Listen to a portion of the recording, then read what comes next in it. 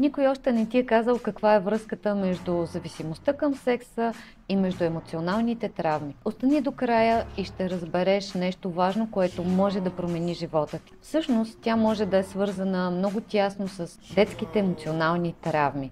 Много хора, които се борят с тази зависимост, не могат даже и да подозират и не разбират, че това може да идва от преживяване в детството, като пренебрегване, липса на любов или токсични връзки. Тялото търси интимност, но това рядко решава проблема. Решението започва с осъзнаване и с малки стъпки към себе си. Работи върху емоционална връзка със себе си. Запитай се, какво ми липсва, какво наистина търся. Анализирането на себе си може да е първата и основна стъпка, за да можеш да се промениш и да направиш първите опознавателни моменти, откъде идва всичко това. Може би търсиш малко повече любов, но токсичните ти връзки не са ти я давали. И това все повече променя живота ти. Най-важното е да знаеш, че сексуалната ти зависимост не те определя каква личност си.